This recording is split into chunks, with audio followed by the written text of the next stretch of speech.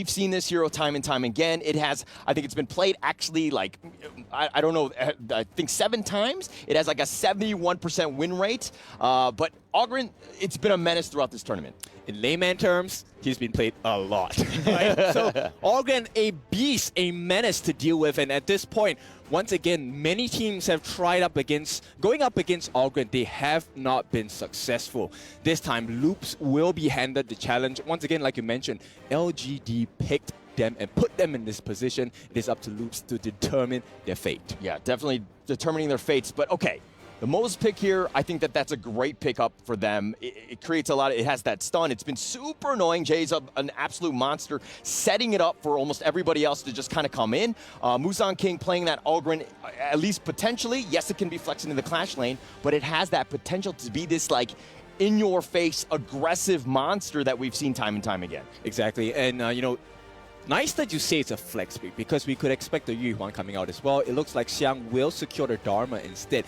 Now, this is a good strategy coming in from Loops. I really like the thought process behind it. Prince of Lanling, we want that early game, right? We want to be making sure that they don't have a lot of information on the side of LGD. At the same time, he can kind of sneak past the more to shield that is provided by these Roam. Yeah, right? yeah. And don't you think that the Ogren provides a little bit of everything? It has that vision. It has that get out of jail free in terms of just passing over terrain. It has just so much potential and just kind of, you know, it's a very flexible pick in not only just roles, but also in play style, like how you want to play this. But Musan King really takes it to the next level. Exactly. And LGD's playstyle, we already know how aggressive they are. Similar to how KPL Dream Team have displayed, we can definitely expect a level 1 gank coming in, a level 1 invasion coming in into either the blue or the red buffs as well. If we take a look at the jungler, let's see. ABH needs that blue.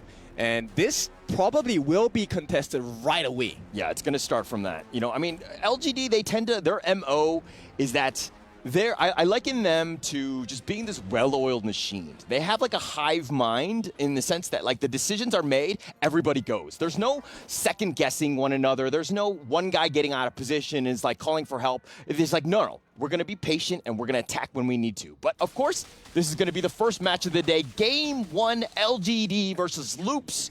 Who do you like in terms of draft?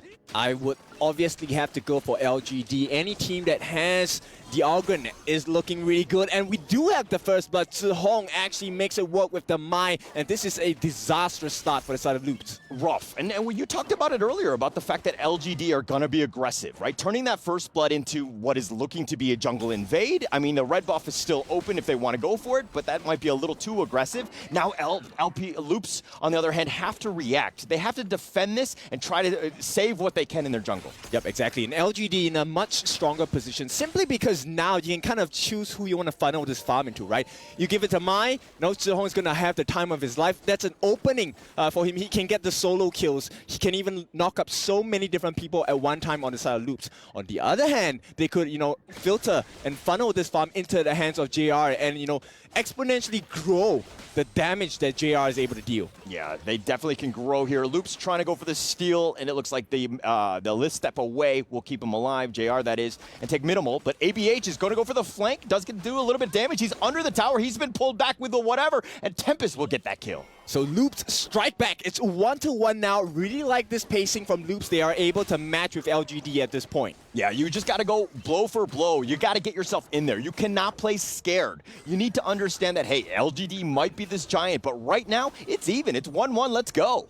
Yep, Musan King, of course, going for the tankier build, as we know that he needs to sustain so the rest of the team will be able to lay down some pain on the side of Loops as well. Yeah, look at how Jeong is actually just kind of invading, stealing those boars, making his way back into the jungle. Well, Kank has to deal with that minion wave, and he does get the knock up. He's been pushed back, and Kank taking most of that damage, and it looks like Zihong will back off now. Yep, and that's the difficulty, right? Yes, Princess Frost is great. AoE with the Winter is here, but it's really hard in 1v1 situation because the Frigid Prison requires a lot of precise aiming, and you need to account for the delay as well. Yeah, you need that setup, and I mean, you need that combination. Just by yourself, no one is going to sit into that blizzard. But Musan King going on the flank, he looks like he's going to get it. He does get the knock-up, and Kank is going to go down, and they've also got Jihong in return, but Tempest will take that one, but Musan King gets yet another kill in ABH. LGD put themselves ahead now, 3-2, easy kills in the mid. It's not looking like a good game at all for Kanka. But a little bit of a misplay in the bottom lane. It looks like JR has been picked off. Jerry will happily take that one, and Jerry again. He's kind of that farm laner. I mean, he's that carry that really needs it. He kind of puts the team on his back. He does a very good job of controlling the game, and getting that kill is going to really help him in that bottom lane. Yep, Jerry here, I think I really like the fact that this Lady Sun has some kills. It's a positive KDA for him at this point. And that's what Loops need, right? They need every single advantage that they can get at this point. Yeah, any sort of advantage. I mean, they're down about 1K. They're trying to figure out some ways to kind of invade the enemy jungle. LGD have done a great job of controlling the map, stealing what they can, understanding where the positioning of the Loops players are so that they can take essentially free minions. Yep, and if you take a look at Mithy's positioning, this is the reason why the Dolia is picked, right? With the passive, she's able to regen as well and give vision in the riverbeds, so there is a lot of safety provided just by the existence of Mithy. Okay, but who is your Celestial Melody hero of choice? Who is that partner duo that you want to be going that's going to get the most value out of that Celestial Melody? For me, personally, I would go with Kanka. A double winter is perfect. And Xiang here getting caught on, but it's just a bait because at this point, Musang King will be able to secure the first time of the game. LGD hitting the timings that they require. Oh, okay, all right. The winter is here. You're going to say that with the Celestial Melody. 2 winters in a row sounds disastrous and too cold for my blood, huh? Yeah, exactly. I mean, it's not exactly freezing at this point because the heat is going to be turned up. It could be a potential gank onto Mithy here. Face checking the bush. Oh no, walking into that one, but no conversion. LGD did, go in that one. They were looking to go for this one. And LGD, usually when they gank, they usually convert quite highly, right? They tend to just have that success and then it kind of snowballs from there. But not being able to capitalize, and it's a little bit of an issue for LGD here as they kind of wasted that time. I mean, LGD, they're just prime examples of what is class, right? Their coach has a master's degree. They seem to have a doctor's degree in whatever they're doing. It's because they're putting up a clinic so far in the tournament as well. Okay, in the top lane now, Xiang just kind of dueling with Tempest. He did have his buddy, and Musang King still up in front. Again, what point is Musang King, this Augurin, just like enough? I mean, he's already got a 1K net worth lead. You're seeing that sizable difference. He's got a level difference as well. I mean, at what point are you like, hey, Musang King, let's just go and just start killing everybody? For me, it would be the Eye of Phoenix, right? Right now, he's building towards that Blazing Cape. Now, with the Eye of Phoenix, he will have extra heals as well, and then he will be monstrous. Now, he just only has the Patrol X at this point, but once he completes that full itemization, the Giant's Grip, I mean, that is a death grip on the side of LGD. But Xiang goes in for this one. Oh, the flash away. Sherry will stay alive. But again, cooldowns have been expended for this one. Jay will back off. Musang King still waiting in the wings. He does have the Cannon Blast that did connect, and he's going to go for this one. No, he's going to back off. Musang King playing it safe, seeing that there were 3 members, but it was just a bait as they go to the backside. They get the knock up, and Sherry is down. That's most of the damage. They've got Mithy as well. It's a double kill going the way of Musang King, and Shihong will also take out Cake. LGD, this is the game they're looking for. One more for the books. Tempest will not make it out. JR will be taken away as well. Oh, what a disaster. Loops here. 4 members down already. LGD finding gaps. Can they convert this into structural damage in terms of this T1? That would be massive at the 6-minute mark. Yep, 6.5 minutes. It's pretty much still in the early game. But so far, the jungle on the side of Loops have been home to LGD talents. Yeah, they need that. I mean, again, Loops was kind of playing a little bit slower, but I mean, with that kill, that gank attempt, I mean, you're seeing that net worth lead just completely shift in favor of LGD. Yep, it's not going to change too much until the Venomous Staff is going to be built up onto Kanka. He also needs the Mask of Agony to deal with that impending wall of HP offered by the side of LGD. Yeah, and if we're looking at the level differential, if we're looking at Musang King definitely has that advantage. Xiong is up as well against Kank. This is looking to be rough. Loops now, you're behind. It's about 3K. This is something that you can come back from, but where are the gaps? What do you do? I think at this point, APH, he just needs to make sure he's at least, at most, 1 level behind, right? We know LGD is going to lead. It's really about the late game. This is what the Lady Sun is for anyway, right? Kanka will be able to tank with the passive as well once he breaks that shield, he will be able to slow LGD down. Hopefully, they can capitalize off of that. Yeah, but Musang King has been following ABH around, literally stealing the farm right in front of ABH. He hasn't been able to get much. So he's like literally, finding all the scraps that he can get, any sort of farm to get himself back in this game. But he is so far behind Musang King at this point. Yep, one level, it's going to get worse because finally the first Overlord is going to be taken away, and this could be special for the side of LGD. Yeah, and this is that kill. Break us down. Yeah, Mithy here, they're expecting to use the Wave Breaker to provide the heals to kind of mitigate the soul resonance offered by Ogren, right? But at this point, it looks like they've caught in one straggler. Okay, Musang King looks to have gone down. I mean, they're going to continue on, and Jay is looking for this one, and actually that's a big win for them. They did trade Tempest, but Musang King going down is actually going to be pretty huge for them. Yeah, right now it's about limiting the damage that they receive, at least on the structural end, right? They're going to lose a couple of tier 2s, but at this point, ABH manages to stifle the growth. He takes away the blue buff, so Musang King's not going to be in a very comfortable position. Still good, just not as comfortable. Yeah, definitely not, and that's going to get them back in this game. But Musang King, what, 4-1-2, the most kills thus far. Obviously, his presence has been felt, but dying there might slow things down. I don't know if it completely shifts the favor into Loops' favor, but nonetheless, I think that this is still a good position for Loops. They need to figure out other ways to kind of maybe get more pickoffs here.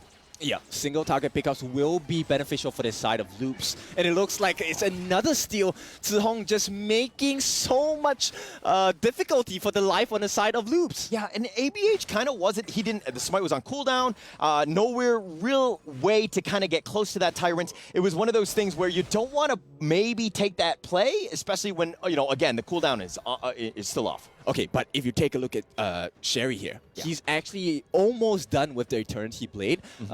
Maybe not matching up the timing of JR, who has just gotten dead, right? But it is a lifeline for the side of Loops. Yeah, and you need that, right? Any sort of damage you can do, but it looks like, okay, if we're going to go for pickoffs, Loops, who do they need to prioritize? Is it just Musang King? I would expect that actually, let's get rid of the support, right? The thing inside the box is going to be quite detrimental because of the stuns as well. Oh, Tempest goes in, gets serious on that one. But the Tyrant here, that's going to be started by JR. It looks like they've completely zoned them away. ABH is waiting in the wings. He's in stealth. He's going to go for the steal. And no, Musang King will take out that Tyrant, and they're going to make ABH pay for that one. Yeah, LGD just too strong at this point. 5,000 gold ahead. Can they close this game out? They need to close it fast, though. Yeah, they need to close it fast. I mean, look at JR still farming, still having that free space, pushing off that bottom lane. It looks like that bottom T2 is going to be the next objective for LGD. They are starting to knock on that door. Loops right now losing a lot of map space at this point. Yeah, Zeri actually keeping close with JR in terms of gold accumulation. So that's a good sign. But LGD, they want to start knocking on the door already. Yeah, they're going to force this one. They're going to push a little bit of pressure. They did some chip damage. They've taken that and they backed up. Very smart play by LGD. Look to maybe take the next one as they have this AK net worth lead here. Yep, they're probably going to give away this Overlord at this point. And for the first time in this game, it's going to be a honest, fair and square fight because everyone's common spells are up. Everyone's support items are up as well. If we take a look at itemization, maybe not as equal. But hey, you make do with what you have on the side of Loops. Are you saying that all of the other fights that we have not been fair?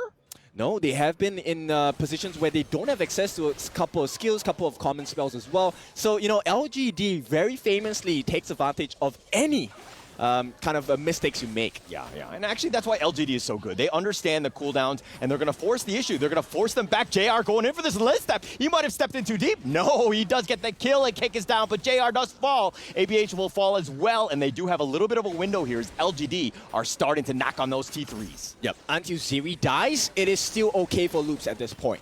It's still there. They do have the minions. The last one's going to go down. Tempest will clear that one out, but they've taken the mid T3. The base is now wide open. And one last cannon blast just to kind of put a little salt on that wound. Yeah, for now, 11-5, 12 minutes. This game is looking a little bit more difficult for Loops. Oh, the nice two-man knock-up. And they're going to go for this one. The base, Mithy, he's going to be focused. He goes down. Sherry's down as well. And that's all your damage. And with 4 members down, they're going to take the base. And LGD do this in style. Yep. The ones that just created that numerical advantage that LGD Gaming actually needed, no? Absolutely. I mean, they had a aggressive mid lane and going against the Princess Frost, which is great in those team fights, but we never really got those massive team fights. Every so often in the sides of the jungles we maybe got it, but never for these neutral objectives. No, I feel like in the end as well, if we go back to kind of the picks and the bans as well, you know, Loops going for that Dolia first pick. I feel like on this team for Loops, there's not really a lot of ultimates that you kind of want to reset with that Dolia. I mean, outside of the ultimate, she is still a very good hero with all of her sustain, but what ultimate do you want to reset? It was more like a meta pick instead of like a comp pick, right? Yeah, it's just like, okay, this is meta, I must have it, but I still don't know exactly how I'm going to build about it. They could have actually picked the Ali first pick, which, as we know, is Jerry's one of main picks down in that bot lane and has been extremely popular right now. But the thing is, at the moment, it's like there's sort of a meta that's going, and some teams are kind of being trapped in this meta for these picks. LGD just got the ball rolling so early in the game, and they just stepped on the gas and never actually let go. They didn't, and I mean, it is probably down to that Dolia first pick, and again, like you were saying there, Isaac, was that it's more of just a meta pick rather than actually going for it in a composition. Come on, like, we gotta be a little bit more on point in terms of that, because this is just do or die, but like Loops is gonna have just one more opportunity. Let's dissect a little bit just from the highlights, exactly what happened, because that first blood, extremely early in the game. Yeah, as I mentioned, it all really started at level 1, really, the Mai Shiranui in the mid lane for Shihong, one of his most played picks at the moment in this tournament. Doesn't really get picked that much because it's banned so often, and because that Dolia got first picked, it allowed LGD to pick both the Ali, both the Mai as well, and also got the Orgren. The Musashi, as we mentioned, was banned out. Again, another ban to add to that list of most banned, but overall, just you can see how much the Orgren was just rotating around the map, stealing the jungle camps, and Musang King showing why he's one of the best junglers in this tournament. And there was no real counter to the Dharma as well, because we've seen throughout the mid-season invitational, when Dharma's being picked up, you see that the farm lane or even the support go for the Purify, so they can actually just get out of there. If they do get knocked into the wall, they have a little bit of a second wind, a bit of an escape out of it. But just as you can see on the mini-map now, there's 2 turrets, 2 LPS, and then over to LGD. They're able to just get straight to the core with the Vanguards as well, and it was just such a chef's kiss. It was a very one-sided game. It was very one-sided. I believe that Loops did not enter with the right mindset. Like, they might have just the right intention,